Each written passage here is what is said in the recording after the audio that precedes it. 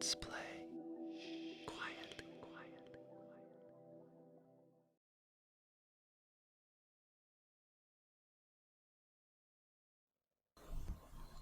The Cask of Amontillado by Edgar Allan Poe.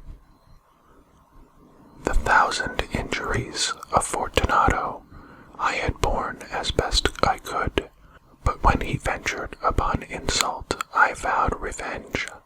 You, who so well know the nature of my soul, will not suppose, however, that gave utterance to a threat. At length I would be avenged.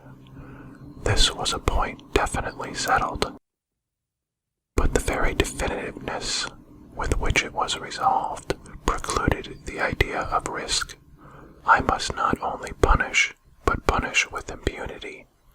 A wrong is unredressed when retribution overtakes its redresser. It is equally unredressed when the avenger fails to make himself felt as such to him who has done the wrong. It must be understood that neither by word nor deed had I given Fortunato cause to doubt my goodwill. I continued, as was my inn, to smile in his face, and he did not perceive that my smile now was at the thought of his immolation. He had a weak point, this Fortunato, although in other regards he was a man to be respected and even feared. He prided himself on his connoisseurship in wine. Few Italians have the true virtuoso spirit. For the most part their enthusiasm is adopted to suit the time and opportunity, to practice imposture upon the British and Austrian millionaires. In painting and gemmery, Fortunato, like his countrymen, was a quack, but in the matter of old wines he was sincere. In this respect I did not differ from him materially. I was skillful in the Italian vintages myself, and had bought largely whenever I could. It was about dusk, one evening during the supreme madness of the carnival season, that I encountered my friend. He accosted me with excessive warmth, for he had been drinking too much. The man wore motley. He had on a tight-fitting party-striped dress, and his head was surmounted by the conical cap and bells. I was so pleased to see him that I thought I should never have done wringing his hand. I said to him, "My dear Fortunato, you are luckily met. How remarkably well you are looking today. But I have received a pipe of what passes for Amontillado, and I have my doubts." "How?" said he. "Amontillado? A pipe? Impossible, and in the middle of the carnival." "I have my doubts," I replied, "and I was silly enough to pay the full Amontillado price without consulting you in the matter. You were not to be found, and I was fearful of losing a bargain." "Amontillado? I have my doubts. Amontillado, and I must satisfy them. Amontillado. As you are engaged, I am on my way to Lutrisi. If anyone has a critical turn, it is he. He will tell me. Lutrisi cannot tell Amontillado from sherry, and yet some fools will have it that his taste is a match for your own. Come, let us go." "Whither?" "To your vaults." "My friend, no. I will not impose upon your good nature. I perceive you to have an engagement, Lutrisi." "I have no engagement. Come." "My friend, no, it is not the engagement, but the severe cold with which I perceive you are afflicted. The vaults are insufferably damp. They are encrusted with nitre." "Let us go, nevertheless. The cold is merely nothing. Amontillado, you have been imposed upon, and as for Lutrisi, he cannot distinguish sherry from Amontillado." Thus speaking, Fortunato possessed himself of my arm, and putting on a mask of black silk and drawing a roquelaire closely about my person, I suffered him to hurry me to my palazzo. absconded to make merry in honor of the time. I had told them that I should not return until the morning, and had given them explicit orders not to stir from the house. These orders were sufficient, I well knew, to ensure their immediate disappearance, one and all, as soon as my back was turned. I took from their sconces 2 flambeaux, and giving one to Fortunato, bowed him through several suites of rooms to the archway that led into the vaults. I passed down a long and winding staircase, requesting him to be cautious as he followed. We came at length to the foot of the descent, and stood together upon the damp ground of the catacombs of the Montresors, and the bells upon his cap jingled as he strode. "The pipe," he said. "It is farther on," said I, "but observe the white webwork which gleams from these cavern walls." He turned toward me, and looked into my eyes with 2 filmy orbs that distilled the rheum of intoxication. "Nitre?" he asked at length. "Nitre," I replied. "How long have you had that cough?" My poor friend found it impossible to reply for many minutes. "It is nothing," he said at last. "Come," I said with decision, "we will go back. Your health is precious. You are rich, respected, admired, beloved. You are happy, as I once was. You are a man to be missed. For me, it is no matter. We will go back. You will be ill, and I cannot be responsible. Besides, there is Luchesi." "Enough," he said. "The cough's a mere nothing. I shall not die of a cough." "True, true," I replied, "and indeed, I had no intention of alarming you unnecessarily, but you should use all proper caution. A draught of this Medoc will defend us from the damps." Here I knocked off the neck of a bottle, which I drew from a long row of its fellows that lay upon the mold. "Drink," I said, presenting him with the wine. He raised it to his lips with a leer. He paused and nodded to me familiarly, while his bells jingled. "I drink," he said, "to the buried that repose around us." "And I to your long life." He again took my arm, and we proceeded. "These vaults," he said, "are extensive." "The Montresors," I replied, "were a great and numerous family." "I forget your arms." "A huge human foot d'or in a field azure. The foot crushes a serpent rampant whose fangs are embedded in the heel." "And the motto?" "Nemo me impune lascessit." "Good," he said.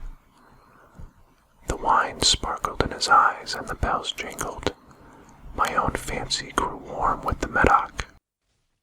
We had passed through long walls of piled skeletons, with casks and puncheons intermingling, into the inmost recesses of the catacombs. I paused again, and this time I made bold to seize Fortunato by an arm above the elbow. "The nitre," I said. "See, it increases. It hangs like moss upon the vaults. We are below the river's bed. Come, we will go back before it's too late. Your cough." "It is nothing," he said. "Let us go on, but first, another draught of the Medoc." I broke and reached him a flagon of de Grave. He emptied it at a breath. His eyes flashed with a fierce light. He laughed and threw the bottle upwards with a gesticulation I did not understand. I looked at him in surprise. He repeated the movement, a grotesque one. "You do not comprehend," he said. "Not I," I replied. "Then you are not of the Brotherhood." "How?" "You are not of the Masons." Yes, I said, "yes." "You? Impossible. A Mason." "A Mason," I replied. "A sign," he said. "A sign." "It is this," I answered, producing from beneath the folds hilt of my roquelaire a trowel. "You jest," he exclaimed, recoiling a few paces.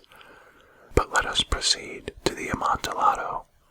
"Be it so," I said, replacing the tool beneath the cloak, and again offering him my arm. He leaned upon it heavily. We continued our route in search of the Amontillado, passed through a range of low arches, descended, passed on, and descending again, arrived at a deep crypt in which the foulness of the air caused our flambeau rather to glow than flame. At the most remote end of the crypt there appeared another less spacious. Its walls had been lined with human remains, piled to the vault overhead in the fashion of the great catacombs of Paris. 3 sides of this interior crypt were still ornamented in this manner. From the 4th side the bones had been thrown down and lay promiscuously upon the earth, forming at one point a mound of some size. Within the wall, thus exposed by the displacing of the bones, we perceived a still interior crypt or recess, in depth about 4 feet, in width 3, in height 6 or 7. It seemed to have been constructed for no special use within itself, but formed merely the interval between 2 of the colossal supports of the roof of the catacombs, and was backed by one of these circumscribing walls of solid granite. It was in vain that Fortunato, uplifting his dull torch, endeavored to pry into the depth of the recess. Its termination of the feeble light did not enable us to see. "Proceed," I said. "Herein is the Amontillado. As for Latrici—" "He is an ignoramus," interrupted my friend as he stepped unsteadily forward, while I followed immediately at his heels. In an instant he had reached the extremity of the niche, and finding his progress arrested by rock, stood stupidly bewildered. A moment more and I had fettered him to the granite. In its surface were 2 iron staples, distant from each other about 2 feet horizontally. From one of these depended a short chain, from the other a padlock. Throwing the links about his waist, it was but the work of a few seconds to secure it. He was too much astounded to resist. Withdrawing the key, I stepped back from the recess. "Pass your hand," I said, "over the wall. You cannot help feeling the nitre. Indeed, it is very damp. Once more, let me implore you to return. No? Then I must positively leave you. But I must first render you all the little attentions in my power." "The Amontillado!" ejaculated my friend, not yet recovered from his astonishment. "True," I replied, "the Amontillado." As I said these words, I busied myself among the pile of bones which I have before spoken. Throwing them aside, I soon uncovered a quantity of building stone and mortar. With these materials, and with the aid of my trowel, I began vigorously to wall up the entrance of the niche. I had scarcely laid the first tier of the masonry when I discovered that the intoxication of Fortunato had in great measure worn off. The earliest indication I had of this was a low moaning cry from the depth of the recess. It was not the cry of a drunken man. There was then a long and obstinate silence. I laid the second tier, and the third, and the fourth, and then I heard the furious vibrations of the chain. The noise lasted for several minutes, during which, that I might hearken to it with more satisfaction, I ceased my labors and sat down upon the bones. When at last the clanking subsided, I resumed the trowel and finished without interruption the 5th, the 6th, and the 7th tier. The wall was now nearly upon a level with my breast. I again paused, and holding the flambeau over the mason work, threw a few feeble rays upon the figure within.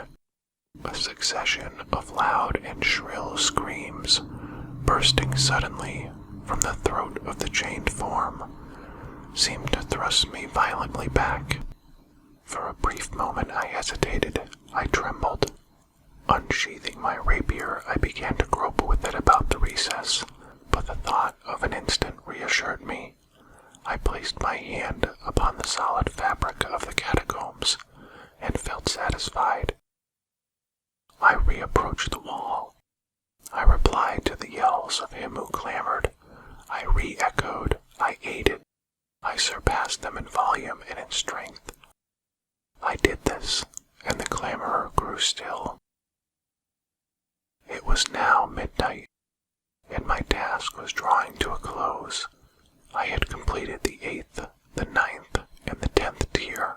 I had finished a portion of the last and the 11th. There remained but a single stone to be fitted and plastered in. I struggled with its weight. I placed it partially in its destined position. But now there came out from the niche a low laugh that erected the hairs upon my head. It was succeeded by a sad voice, which I had difficulty in recognizing as that of the noble Fortunato. The voice said, "Ha ha ha, a very good joke indeed, an excellent jest. We will have many a rich laugh about it at the palazzo, he, over our wine." "The Amontillado," I said. He, yes, the Amontillado. But is it not getting late? Will not they be awaiting us at the palazzo, the Lady Fortunato and the rest? Let us be gone." "Yes," I said, "let us be gone." "For the love of God, Montresor." "Yes," I said, "for the love of God." But to these words I hearkened in vain for a reply. I grew impatient. I called aloud, "Fortunato." No answer. I called again, "Fortunato." No answer still. I thrust a torch through the remaining aperture and let it fall within. There came forth in return only a jingling of the bells. My heart grew sick. It was the dampness of the catacombs that made it so. I hastened to make an end of my labor. I forced the last stone into its position. I plastered it up. Against the new masonry, I re-erected the old rampart of bones. For the half of a century no mortal has disturbed them. In pace requiescat.